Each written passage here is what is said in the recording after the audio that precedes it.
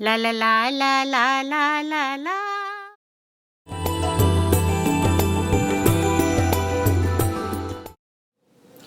आओ सुनो कहानी के शॉर्ट फॉर्म में आपका फिर से स्वागत है। बचपन में हम लोग अक्सर भूतों की कहानियां सुनते और सुनाते थे।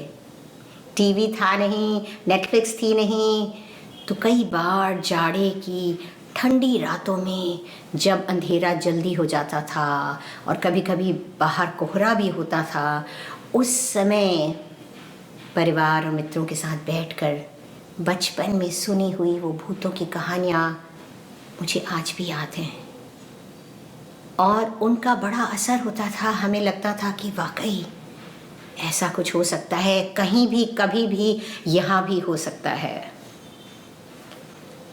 आप लोगों ने भी ज़रूर ऐसी कहानियाँ सुनी और सुनाई होंगी।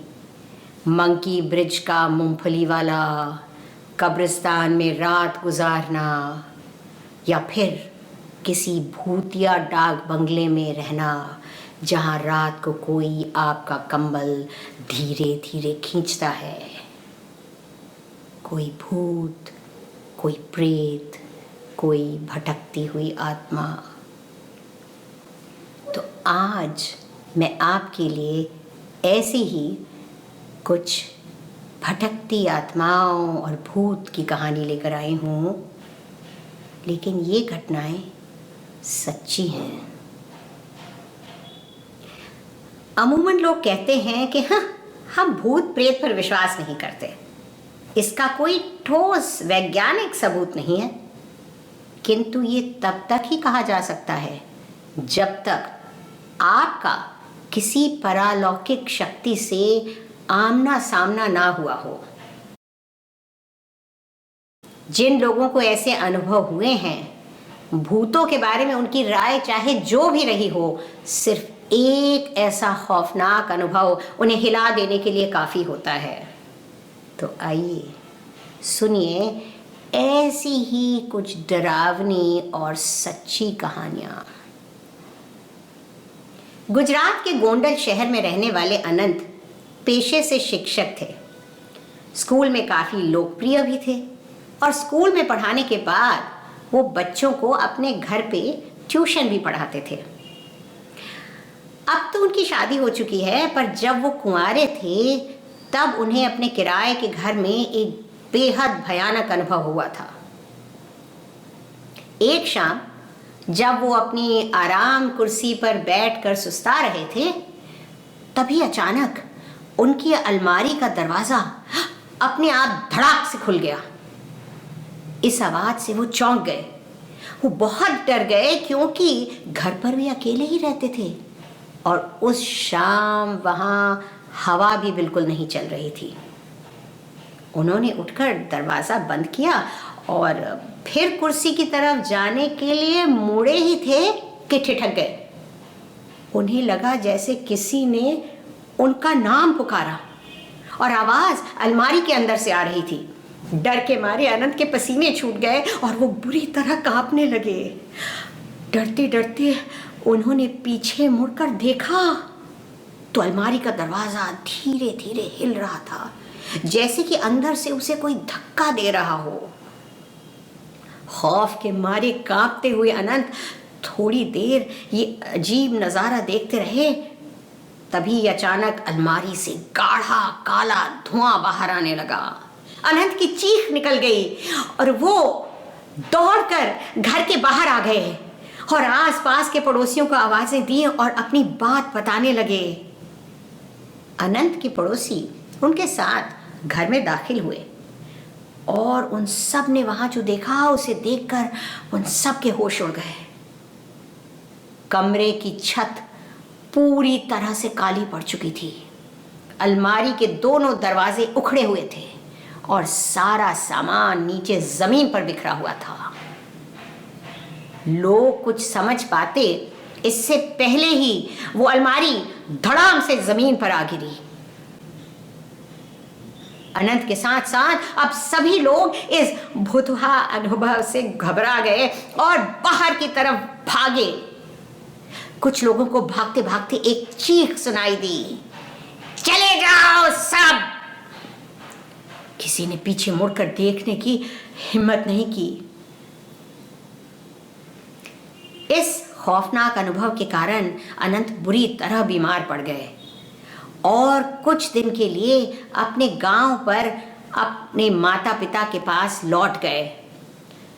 जब वो गोंडल वापस शहर में लौटे तो उस घर में वापस नहीं गए और किसी और मोहल्ले में रहने लगे।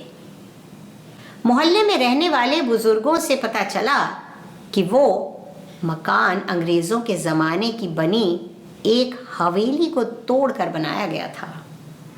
कहते हैं कि उस हवेली का मालिक बहुत क्रूर इंसान था और एक बार उसने अपने नौकर को जलाकर मार डाला था और उसकी अधजली लाश उस अलमारी में छिपा दी थी। मकान मालिक ने कभी वो अलमारी इस्तेमाल नहीं की थी, लेकिन अनंत के मांगने पर उन्होंने वो अलमारी उसे दे दी थी और शायद इसी कारण नौकर की आत्मा नाराज हो गई और ये खौफनाक घटना घट गई। अब सुनिए एक और दिल दहला देने वाला अनुभव धरा का। धरा की अभी नई नई शादी हुई थी। शादी के 2-4 दिन बाद ही पति को ऑफिस के काम से 1 हफ्ते के लिए दुबई जाना पड़ा। अब उस दौरान हुआ धरा का अनुभव सुनिए। धरा बताती है कि एक रात जब वो अपने कमरे में अकेली सोई हुई थी, तभी अचानक उनका टीवी चलना शुरू हो गया। वो चौंक गई। उन्होंने तुरंत उठकर टीवी बंद किया और फिर से सोने की कोशिश करने लगी। थोड़ी देर बाद उन्हें महसूस हुआ कि उनकी बगल में बिस्तर पर कोई लेटा हुआ है। टीवी के अपने आप चलना और फिर किसी की मौजूदगी का एहसास होना घर में अकेली रह रही धरा को डरा देने के लिए काफी था। धरा जिस करवट लेटी थी उसी करवट लेटी रही। उन्हें समझ नहीं आ रहा था कि करें तो क्या करें। खुद को समझाने के लिए उन्होंने सोचा कि शायद ये उनका वहम होगा, लेकिन थोड़ी देर बाद उन्हें फिर से वही अनुभव हुआ कि जैसे बिस्तर का गद्दा दब रहा हो और बगल में लेट कर कोई करवट बदल रहा हो। इस एहसास से धरा के तो रोंगटे खड़े हो गए। वो समझ नहीं पा रही थी कि ये सब हो क्या रहा है। बहुत हिम्मत जुटाकर वो बिस्तर से उठी और पीछे पलट कर देखा। वहां कोई नहीं था, लेकिन जब उनकी नजर गद्दे पर पड़ी तो उनका दिल दहल गया। गद्दा नीचे की ओर दबा हुआ था और ऐसा दिख रहा था जैसे उस पर कोई लेटा हुआ है, कोई अदृश्य।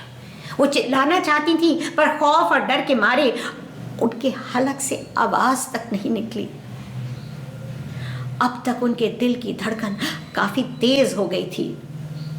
घबराहट में धरा ने तकिया उठाकर उस जगह पर फेंका जहां गद्दा दबा हुआ था। ऐसा करते ही बिजली की तेजी से गद्दा ऊपर आकर ठीक हो गया। धरा को ऐसा भास हुआ कि वहां से कोई परछाई तेजी से उठकर खड़ी हुई हो और इसके बाद करीब 30 मिनट तक कोई हलचल नहीं हुई। तब धरा में थोड़ी बहुत हिम्मत बंधी और उन्होंने पास पड़े मोबाइल से बगल के कमरे में सो रही अपनी सास को फोन किया। उनकी सास तुरंत दौड़कर उनके कमरे में आई और पूछने लगी कि क्या हुआ। धरा कुछ बोलने ही वाली थी कि उससे पहले ही उसे ऐसा कुछ दिखा जिससे उसके होश उड़ गए। उसने देखा कि उसकी सास के पीछे एक युवती की धुंधली परछाई खड़ी थी। उसका कद करीब करीब कमरे की छत तक था और उसकी आंखों की जगह काले गड्ढे थे। ये भयानक नज़ारा देखकर धरा वहीं बेहोश हो गई और उसी रात उन्हें अस्पताल में दाखिल करना पड़ा। डॉक्टर ने कहा कि डर के मारे उन्हें लो ब्लड प्रेशर की शिकायत हो गई। धरा के ससुराल वाले ये मकान छोड़ने को तैयार ही नहीं थे। इसीलिए धरा अपने मायके में रहने चली गई। अब सुनिए इस कहानी की बैक स्टोरी। धरा के पति दिलीप की पहले भी एक शादी हो चुकी थी और उसके ऊपर दहेज के लालच में पहली पत्नी को जहर देकर मारने का मुकदमा भी चल रहा था। बदनामी के कारण दिलीप अपनी मां के साथ एक नए घर में आकर रहने लगे थे, जबकि उसके पिता अभी भी पुराने घर की देखभाल कर रहे थे। धरा के परिवार वालों को शादी से पहले ये बात पता नहीं चल पाई थी, लेकिन इस भुतहा घटना के बाद जब धरा ने दिलीप को आप बीती सुनाई तो उसने पहली पत्नी का राज खोला। हालांकि उसका कहना था कि पत्नी को उसने जहर नहीं दिया था, बल्कि उसने खुद ही जहर खाकर आत्महत्या करी थी। ये मामला अभी भी अदालत में लटका हुआ है। कालिम्पोंग का मॉर्गन हाउस, राजस्थान का भानगढ़ किला, कलकत्ता की राइटर्स बिल्डिंग या हेस्टिंग हाउस, ये सब कुछ ऐसी जगह हैं जहां जाकर आप भी किसी पारलौकिक अनुभव का लुत्फ उठा सकते हैं, किसी अनदेखी मौजूदगी का एहसास।